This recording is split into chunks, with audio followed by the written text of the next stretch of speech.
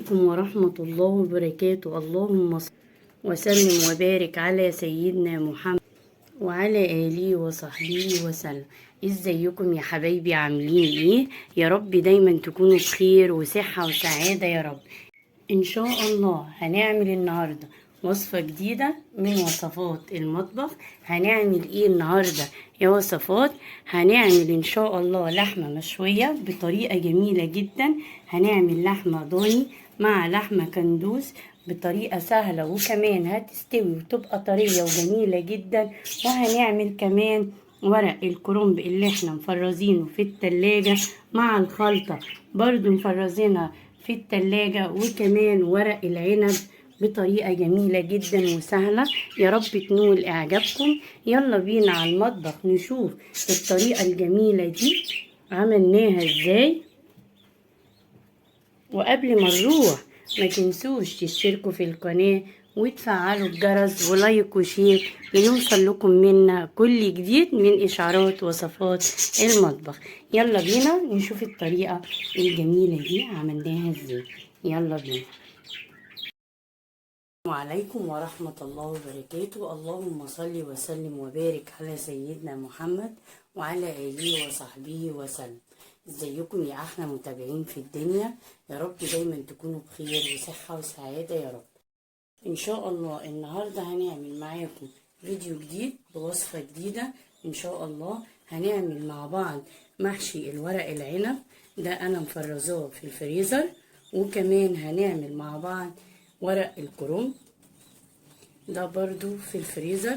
كل حاجة جاهزة موجودة عندنا في البيت. وهنا الخلطة دي رز باللحمة المفرومة، ده اللي فضل من المحشي اللي عملته آخر مرة.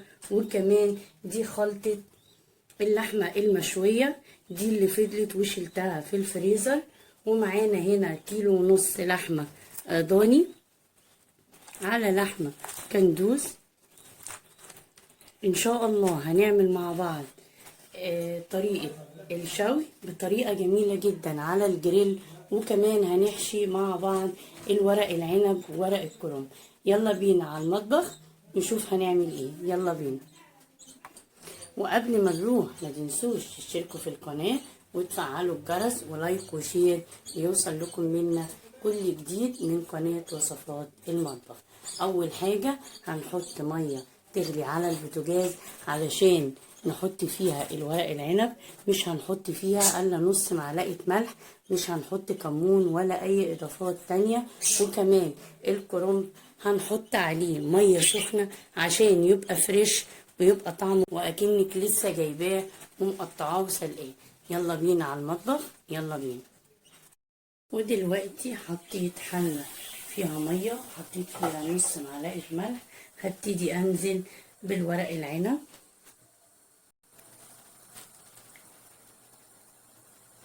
كده تمام. مجرد ان هو يغلي بس، وبعد كده اشيله على طول. ان هو في الفريزر مش محتاج ان هو يتسلق. مجرد بس اول ما يغلي ابتدي ان انا اطلعه واصفيه وابتدي الحشو ان شاء الله.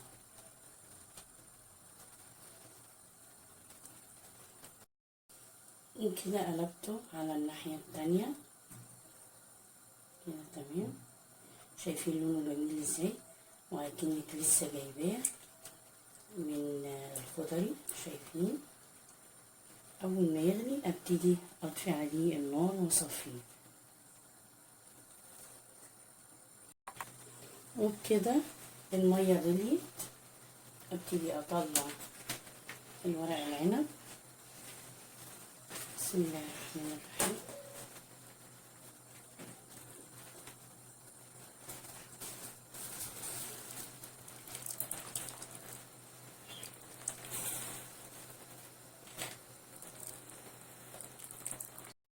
ودلوقتي طلعت الورق العنب، صفيته وغسلته كويس. ودلوقتي هنحط اللحمة، دي لحمة ضاني، وهنحط عليها الخلطة. هنسيبها لمدة نص ساعة كده تشرب من الخلطة بتاعتها.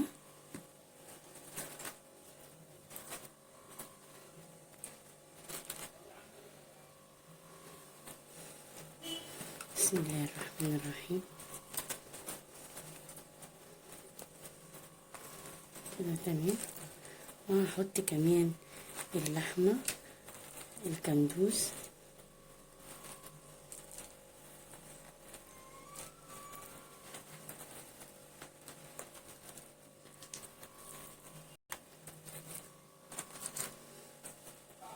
هتطعم من بعضها، تاخد طعم واحد وهتبقى جميلة جدا ان شاء الله. كده تمام. ودلوقتي هنزل عليها بالخليط اللي هو كان عندنا في الفريزر. بسم الله الرحمن الرحيم. كده تمام. هقلبها كده كويس علشان الخليط كله يمتزج مع بعضه واللحمة تشرب الخليط. الله، ريحة التتبيلة جميلة. كده تمام. شايفين؟ بجيب من اللي تحت فوق كده، طعمها جميل جدا. اسيبها بقى لمدة نص ساعة لغاية لما الف المحشي ان شاء الله. ودلوقتي هبتدي احشي. هحط فرشة في الحلة.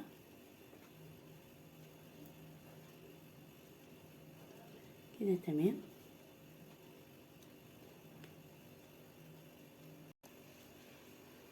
ودلوقتي هبتدي احشي. بسم الله الرحمن الرحيم. بحط ورق الكرنب كده وابتدي اخد كمية مناسبة مش كبيرة. ابتدي ان انا احط عليها بقية الورقة وابتدي الفها بالشكل ده وابتدي ان انا ارص. هعمل معاكم تاني. شايفين؟ ابتدي اخد كمية من الرز. شايفين؟ وابتدي الفها كده. شايفين؟ دي كبيرة شوية وممكن ان انا ابتدي اقطعها.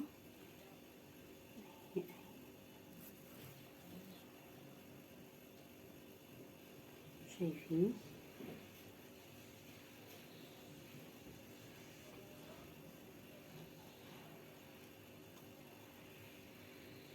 هخلص الكمية وارجع تاني لحضراتكم ان شاء الله.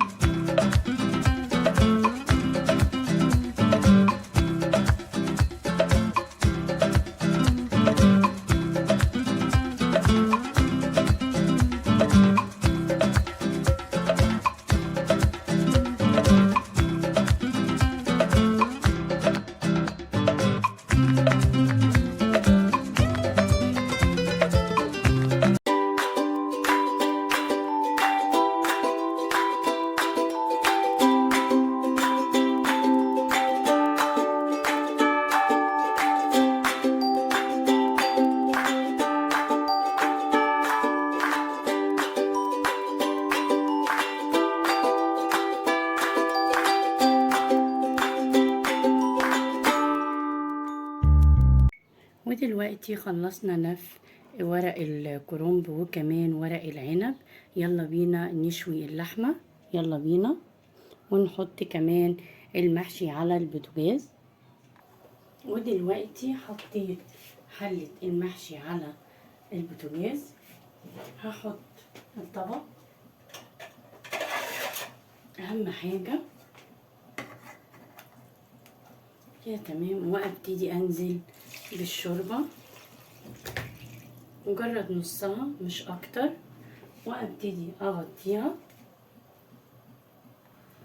وكمان حلة الورق العنب هحط طبق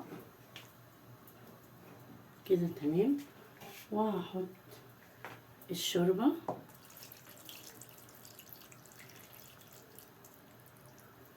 كده تمام، واغطيها واسيبها تغلي. ويلا بينا نعمل اللحمة المشوية، يلا بينا. ودلوقتي هنشوي اللحمة، وكده اتبلت كويس جدا واللحمة شربت الخلطة ما شاء الله. هبتدي احطها على الجريل. انا سخنت الجريل قوي عشان اول ما احط اللحمة تبتدي انها تستوي معايا وتاخد صدمة. بسم الله الرحمن الرحيم. شايفين اول ما حطيتها خدت صدمة على طول.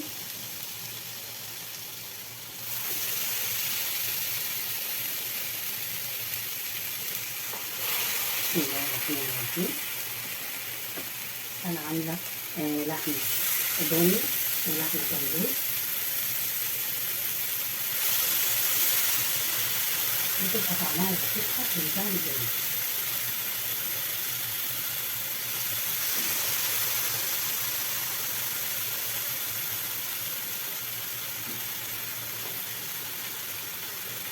كده تمام. هسيبها لما تخش واحط بقيه اللحمه ان شاء الله. دي ضاني ريش تبقى جميله جدا في الشوي. الله الله عليها، تتبيله في منتهى الجمال، تتبيله سهله وبسيطه وجميله جدا. شايفين الجمال والحلاوه. التتبيله دي عباره عن بصل وثوم وطماطم وفلفل الوان وليمون وملح وخل وزعتر وفلفل، وهي اللي مديانه الريحه الجميله دي. شايفين ما شاء الله بجد تحفه حكايه. شايفين اول ما حطيناها ادتنا صدمه ازاي في منتهى الجمال. هسيبها دلوقتي.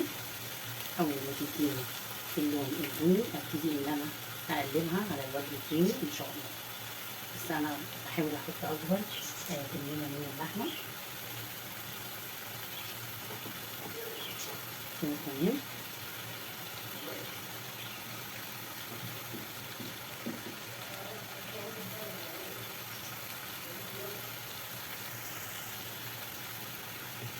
كده انا بوسع عشان لما احطها يبقى خدت كميه كويسه ان شاء الله.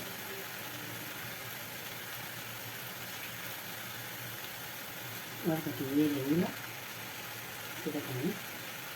ابتدي اغطيها واسيبها لمده يعني 10 دقايق وابتدي ان انا اقلبها ان شاء الله. ودلوقتي حطيت جريل تاني عشان يعني اكسب وقت.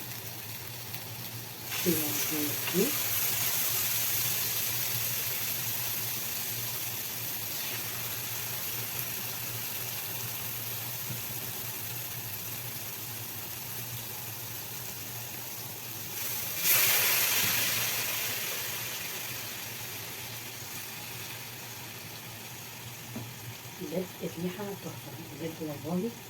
الخلطه جميله قوي، ودايما انا بعملها كميه واحطها في الفريزر عشان لو حابه اشوي لحمه اروح مطلعاها على طول واتبل بيها اللحمه، ما بتاخدش وقت معايا خالص. وكمان الفراخ بخلي ليها تتبيله برضو خاصه بيها وبخليها برضو في الفريزر. كده تمام. حطيت كل الكميه واسيبها لما تاخد اللون بني من تحت وابتدي اقلبها ان شاء الله. ودي الخلطه اهي، هبتدي ان انا اشيلها برضو في كيس واحطها في الفريزر.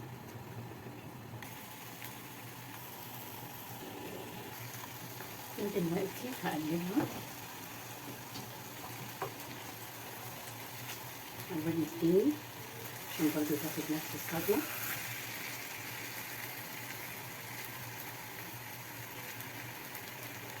الله ريحة بجد تحفة بجد، منتهى الجمال ما شاء الله.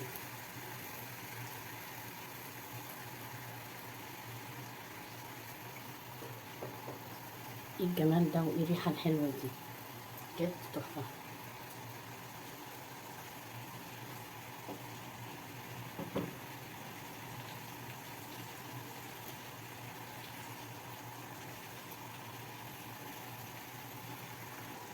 وكمان هقلب اللي في الجريل. بسم الله الرحمن الرحيم. الله الله الله الله بجد، ايه الجمال ده وايه الحلويات دي. بسم الله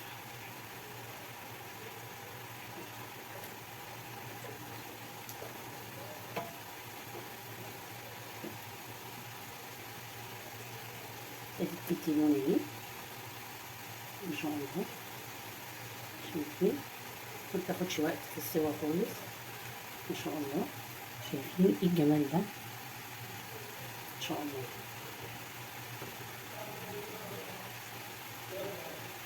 ابتدي ان انا اقلبها كده عشان كله يستوي مع بعضه ما شاء الله.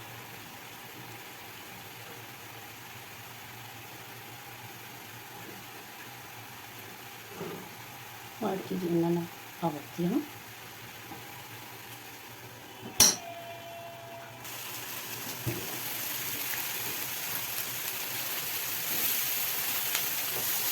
ما شاء الله. شايفين ما بتاخدش وقت خالص على ما تتجرد. الجريل بتبقى جميلة جدا وبتبقى مستوية وطعمها كمان حلو.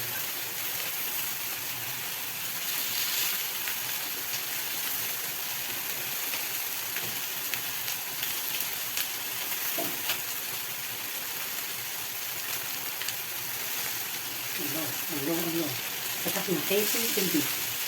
شايفين الجمال بقى والحلاوة دي، ايه رأيكم؟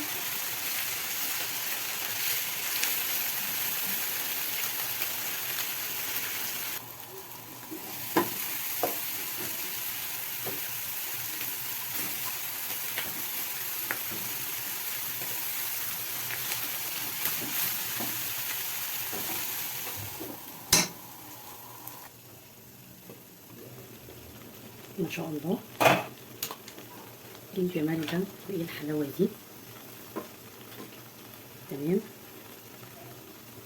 المحشي استوى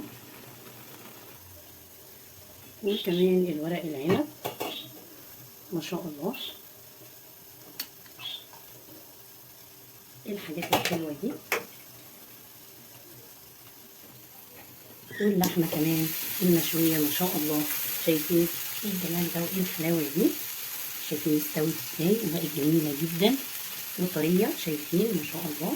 وكمان اللحمة الضاني شايفين حتى حاجة كده بقى ايه من الاخر بقى.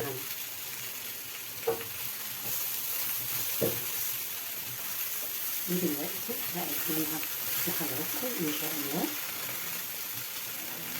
ان شاء الله. شايفين ايه الحاجات الحلوة دي، الريحة بجد قلب الشقة كأني قاعدة في مطعم كباب وكده. متستاهلش بقى لايك. وبكده خلصنا الوصفة بتاعتنا النهاردة، وصفة جميلة جدا وكلنا بنحبها. عملنا مع بعض محشي الورق العنب وكمان اللحمة المشوية في الجريل بطريقة جميلة جدا، وكمان عملنا محشي الورق العنب مع الفلفل. جربوها وان شاء الله هتعجبكم. ودي كانت وصفتنا النهاردة، يا رب تنول اعجابكم. وما تنسوش يا حبايبي تشتركوا في القناة وتفعلوا الجرس ولايك وشير ليوصل لكم منا كل جديد من اشعارات وصفات المطبخ. والسلام عليكم ورحمة الله وبركاته.